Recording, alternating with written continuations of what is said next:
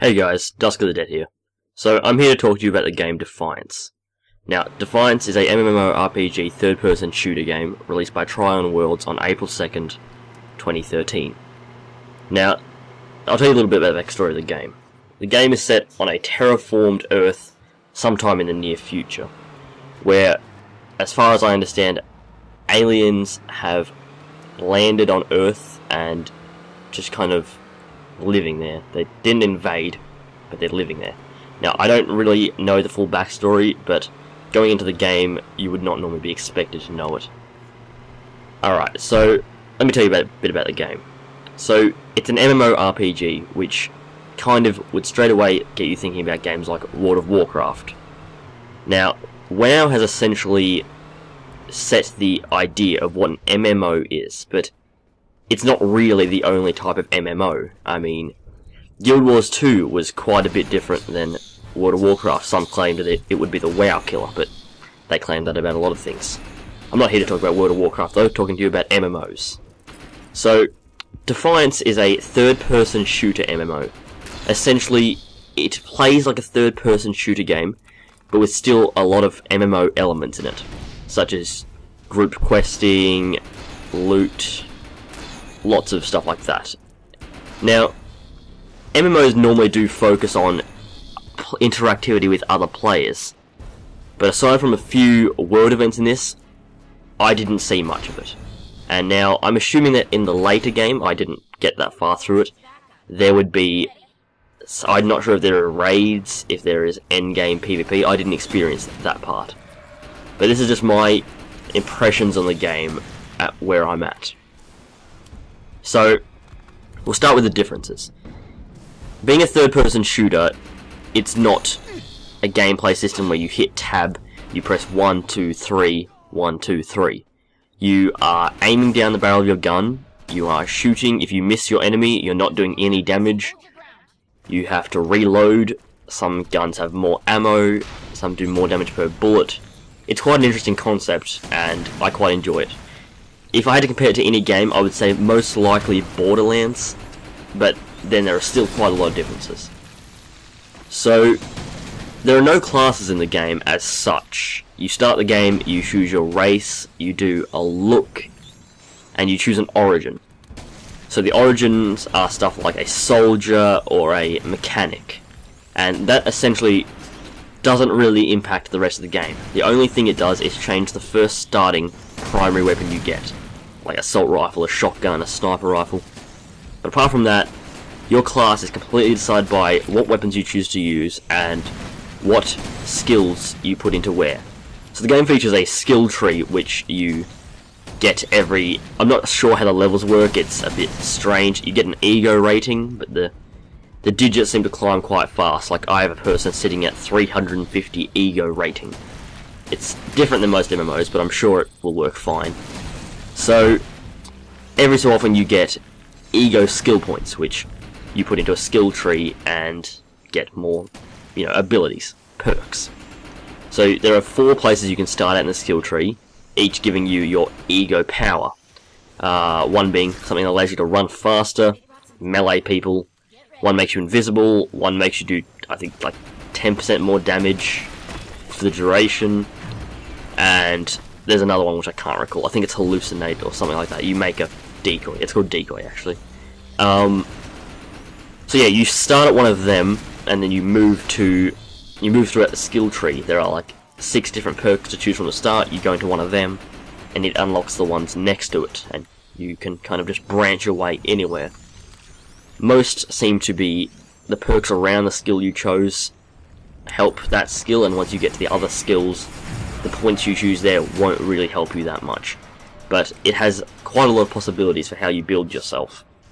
But the game definitely has a focus on breaking that role of classes and just making you more variety in the people that play. And this is a pretty cool concept, really, but I found that, in games like World of Warcraft, Guild Wars 2, the class systems were pretty good. You knew what you were doing, you could enjoy fulfilling your role. So Defiance is a bit strange in the way they've done it. I mean, you can play the sniper, you can play a close combat person, and that works, and it's pretty fun, but you will always be able to change into something else with really there's no drawbacks to it. And that's good and bad. I mean, yeah, there's no being locked in. You don't level a mage for, 80 levels and then realise, oh wait, I don't like playing a mage. So, yes, it's good, but you don't really feel like you belong, or at least that's the experience I felt. And that's not a good experience for a game. You want to feel that you fit your role. This is my personal opinion, of course, but I believe that's true for a lot of people. Alright, so to the gameplay itself. The game features it's an open world, as you would expect for MMOs. The storytelling is good and bad.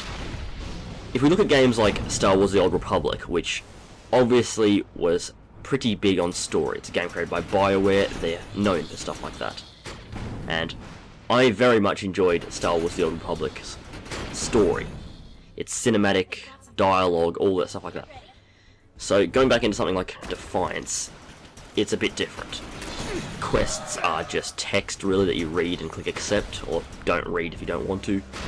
There are cinematics only for a few of the missions, mostly story ones, and there's no dialogue really, you just sit there and get talked to. Hell, your character does not actually talk. You really a bystander in the world around you. So yeah, the questing is a lot of the time, go here, kill this stuff. Though the story quests are they're different. They do not involve they don't say kill 10 mutants. So that's good. People don't want that. And I'm glad to see a game that is trying to break the mold. So a lot of the game's questing is actually based on, I don't really know what the proper word for, I call them minor world events. So for example, you can be driving along in your car and suddenly a thing pops up saying, free the hostages. And on the road in front of you, there'll be a car and some hostage tied up next to it.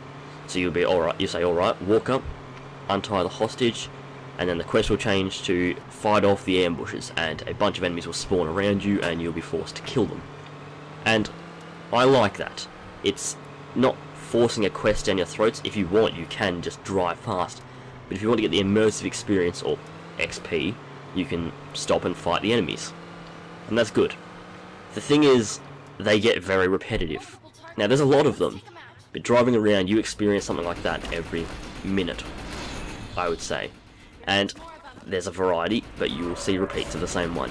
And that can't be helped, but it's still an issue. So, that is one thing to consider when you look at the questing experience of Defiance. And the repetitiveness of the game is the main reason that I have stopped playing it. So for those interested, the game features a one-time fee to buy it, no subscription, but microtransactions. Now, the microtransactions are purely optional, and it's not really a pay-to-win situation, but you can purchase boosts through the use of real-life money. And I'm not sure how big an impact those will have, but they are stuff like XP boosts or money boosts, where you earn more money.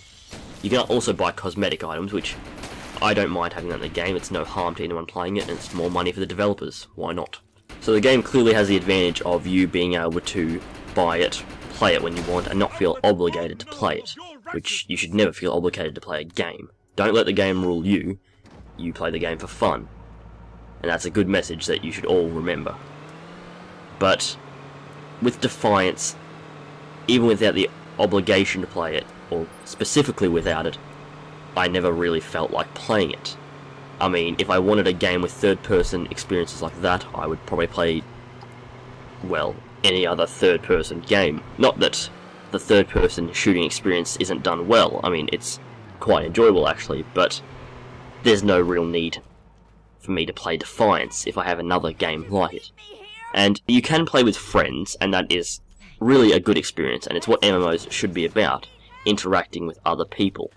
But I really feel that the co-op experience is not really there in Defiance. Now, I'm not that far into the game, and sure, there could be something up ahead for me where multiplayer aspect becomes really important, but at the moment, the only multiplayer stuff I do is if I bring a friend in to group with me in Quest, or if I engage in the world events. Now, world events, at first when I heard about what they were, I thought, great, these sound amazing. So they're known as arc falls. Basically, you're driving along, and a big blip appears on your map, or on your screen, saying 600 meters away, there's an arc fall. You drive over to that. There will most likely be players running around a crystal in the ground, shooting enemies that are spawning everywhere, with a timer up the top, and a health bar. And these vary with different enemies and different sized arc falls, some being minor and requiring 2 to 3 players to complete, some being major and requiring like 50. So these were cool at first. You go there, you run around with other players shooting enemies, and at the end you get a ton of XP, cash, and normally some epic loot. So yeah, they're good. Until I realised that the variety in them is almost non-existent. Sure, there are a few that have different mechanics because they have different factions of enemies, essentially. Mutants, hellbugs, bandits. But the majority of the time it involves you running around a crystal, shooting spawning mobs, and then shooting the crystal with either your main weapon or just random loot that drops, temporary RPGs, etc. And they were fun the first time, until I did the Arcfall again, the same one, and then again, and then again, and again. And I just stopped going to Arcfalls. I realised, well, I'm getting loot, yes, but a big factor in Defiance is that loot's not really as important. I had a weapon that I got at level 40 or 40 ego rating. That was literally probably half an hour into the game, maybe. I'm still using that weapon at like ego rate 300, and I've seen weapons that have a higher rating than this one, but they're just not as good. They don't do as much damage, they don't shoot as fast, they don't hold as big a clip, or magazine I should say. I just found that the LNG I had near the start was really good, and I never used another weapon. I had my secondary, which was a RPG, but there was no need to get loot. And whenever I did, it wasn't as good, so I kind of lost the drive to go looking for loot, and to go looking for arcfalls. And I really enjoyed the experience with the other players. That was fun. That's what MMOs are about. But they were just too damn repetitive. Now, you can say that MMOs are mostly repetitive, but a bit more variety in the arcfalls, or just different world events in general, would have been nice. So the game has an instance system in it, like dungeons in World of Warcraft, and they have a group finder, where you just, there's no roles, though you can have a healer, there's a weapon that lets you heal, but there's no designated healer, and it's not really needed as far as I can see. There's no tank, though you can play a slightly tankier person if you wish. It's up to you. So the instances behave pretty much like normal instances, except I think there is only one boss.